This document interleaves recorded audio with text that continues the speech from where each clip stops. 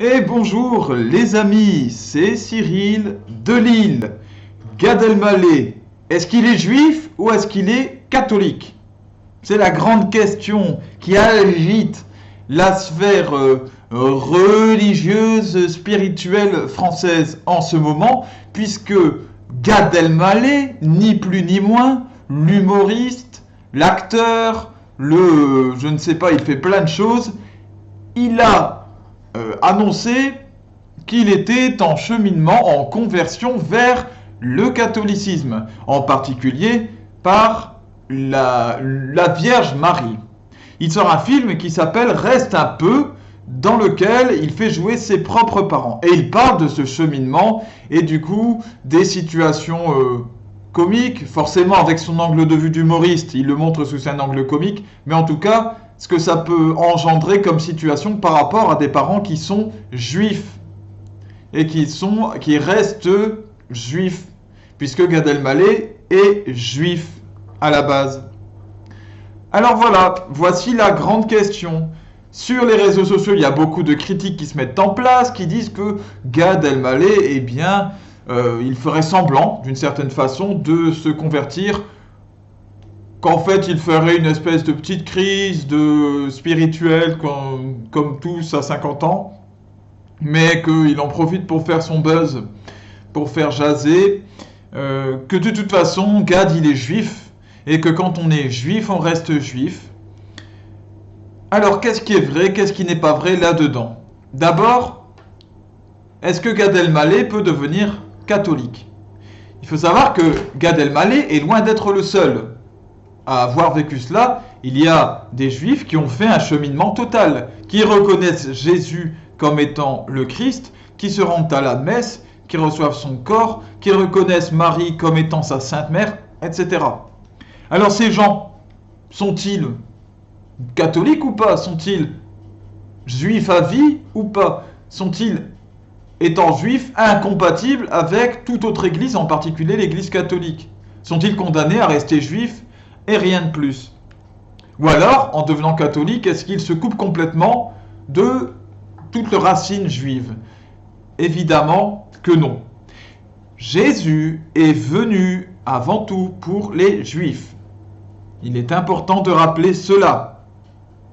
Jésus est juif. Il est venu dans le peuple juif pour le peuple juif avant tout, car le peuple juif est le peuple par lequel s'opère le salut de l'humanité. C'est le peuple élu, le peuple choisi de Dieu. Ça ne veut pas dire que ce peuple est supérieur aux autres, ça ne veut pas dire qu'il est intrinsèquement supérieur, ça ne veut pas dire que les juifs ont de meilleures valeurs, sont plus dignes de Dieu que d'autres. Ça ne veut pas dire ça, ça veut dire que Dieu a choisi ce peuple pour vivre à travers lui aux yeux du monde entier. Et pour que le monde entier soit converti à partir de celui-là. Parce qu'il fallait bien choisir quelqu'un, il fallait bien choisir une souche.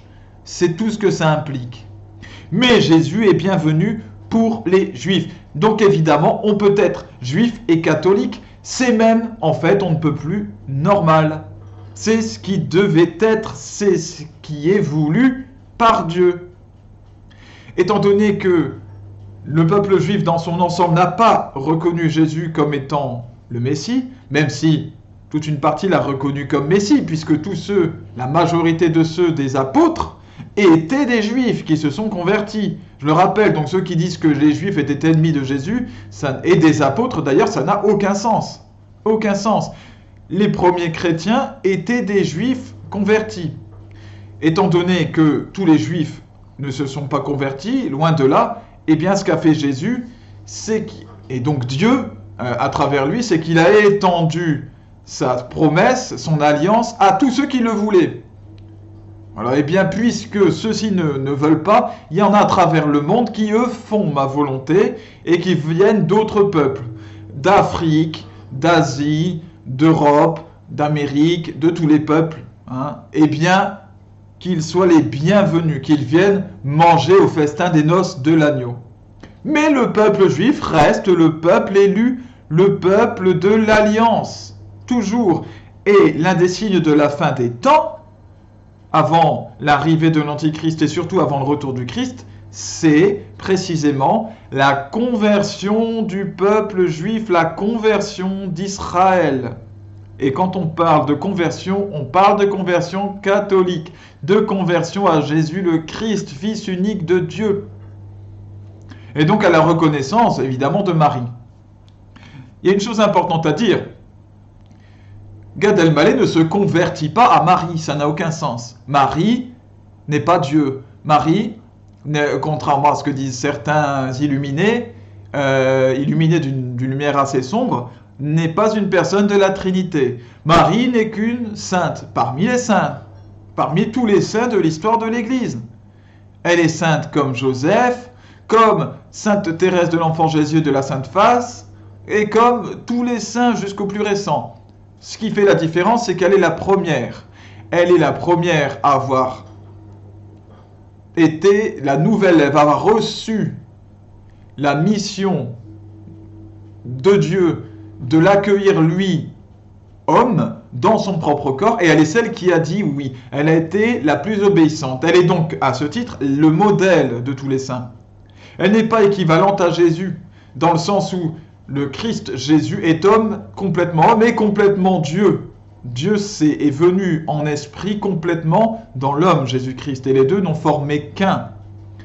Marie n'est pas déesse, il n'y a pas de part divine, il n'y a pas de personnalité divine en elle. Cependant, Marie a reçu une grâce particulière. C'est le modèle de l'être humain qui a été divinisé par son cheminement, par sa sainteté, par sa simple obéissance. Jésus est fils de Dieu. Qu'il obéisse ou qu'il n'obéisse pas à Dieu, même s'il avait refusé d'obéir, il restait fils de Dieu. Par contre, Marie aurait pu refuser d'obéir à Dieu et dans ce cas-là ne pas être sainte. Voilà la différence. Ainsi donc, une personne peut faire son chemin vers Dieu, vers le Christ, par Marie, puisqu'elle est le modèle de sainteté. Or, qu'est-ce qu'un saint? C'est quelqu'un qui a reconnu le Christ. C'est quelqu'un qui a reconnu Dieu Tout-Puissant et qui a complètement laissé Dieu le posséder, investir sa vie, se perdre il s'est perdu lui en Dieu pour s'y retrouver complètement, évidemment. Il ne s'est pas perdu dans le vide, il s'est perdu dans la vie, le bien absolu. Et donc, eh bien, on peut, en suivant le chemin de Marie, reconnaître Jésus comme étant Dieu, puisque Marie a fait cela. Marie a reconnu Dieu, le Saint Dieu d'Israël, comme étant son sauveur. Elle lui a donné son fiat, c'est-à-dire sa confiance totale, et elle a reconnu Jésus comme étant le Saint Dieu fait homme. Voilà pourquoi, eh bien, Marie a une telle importance pour ceux qui se convertissent, en particulier les musulmans et les juifs. Voilà. Je vous le dis par expérience personnelle, la plupart de ceux qui se convertissent, musulmans ou juifs, le font par Marie. Que Dieu vous bénisse, bénisse tous vos proches, bénisse Gad Elmaleh, voilà, qu'il soit béni au nom du Seigneur Tout-Puissant, que Dieu bénisse sa mission. J'ai oublié de dire, je voulais répondre aux détracteurs qui voient le mal en Gad Elmaleh. C'est dommage parce que quand vous dites qu'il fait les choses par intérêt, pour ceci, pour cela, qu'il ment, qu'il fait semblant ou qu'il devient idolâtre ou je ne sais quoi, vous ne faites que révéler votre propre mal. Vous voyez les autres à travers vos propres valeurs. C'est vous qui voyez le mal en lui, c'est vous qui le jugez mal et vous ne salissez que vous-même en l'imaginant mauvais. Alors, au lieu d'accuser les autres, regardez-vous bien vous-même. Regardez-vous bien vous-même. Parce que si vous considérez que lui fait cela, c'est peut-être bien que vous êtes capable de le faire vous et que vous voyez le monde de cette façon-là. Le retour du Sacré-Cœur du Christ en France a commencé. À bientôt et salut à vous.